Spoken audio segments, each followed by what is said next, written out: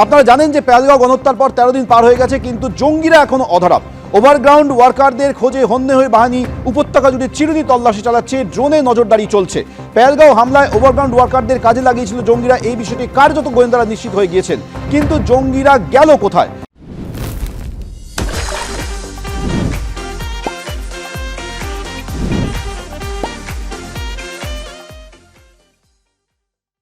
সরাসরি situation room থেকে আমাদের সঙ্গে রয়েছে আমাদের প্রতিনিধি রাজশ্রী দত্তগুপ্ত। রাজশ্রী, একদিকে এলওসিতে পাক জঙ্গি অত্যন্ত সক্রিয়, পাকিস্তানের সেনা অত্যন্ত সক্রিয় হয়েছে, ভারতের সেনা তার মুহূর্তের জবাব দিচ্ছে। কিন্তু প্রশ্ন হচ্ছে যে মুসার নেতৃত্বে 5 জন জঙ্গি হামলা চালিয়েছিল, সেই মুসা এবং তার সঙ্গীরা গেল কোথায়? এনআইএর ইনভেস্টিগেশন এই মুহূর্তে কোন পর্যায়ে?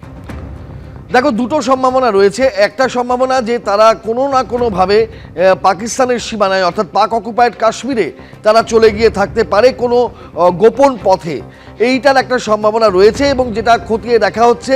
এবং এটা নিয়ে একটা জল্পনা রয়েছে যে কেউ কোনো একটা অংশের গোয়েন্দারা বলছেন যে না, এরা এখনও ভ্যালি ছেড়ে যায়নি।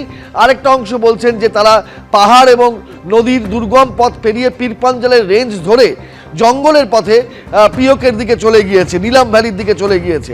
এরকম দুটো তথ্য আসছে, কিন্তু এখনও তারা যেতে পারেনি, এই তথ্যটার ওপরেও কিন্তু গোয়েন্দারা কাজ করছেন। এবং সেই কারণে গোটা ভ্যালি জুড়ে যে একেবারে লাগাতার তল্লাশি অভিযান চলছে। কালকেও শ্রীনগরে 5 জায়গায় তল্লাশি অভিযান চলেছে।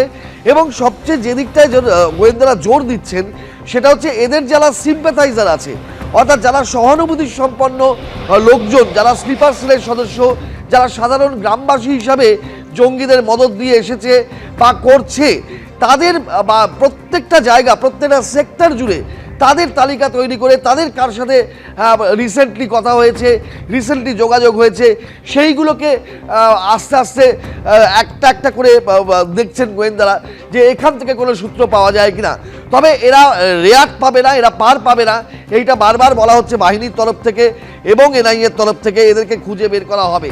দ্বিতীয়ত কর্নেল পৃথ্বীরঞ্জন দাস যেটা বলছিলেন যে সিজ ফায়ার ভায়োলেশন, অর্থাৎ লাইন অফ অ্যাকচুয়াল কন্ট্রোল জুড়ে লাগাতার যেমন একদিকে গোলাবারি হচ্ছে, এই পাকিস্তান এই উস্কানিমূলক গোলাবারি করে যাচ্ছে, অর্থাৎ লাগাতার গুলি চালিয়ে যাচ্ছে, সেই রকম কিন্তু কারণ কি পাকিস্তান তার সেনাবাহিনীকে মোটিভেট করতে চাইছে, যেটা সেনাকর্তা বলছিলেন।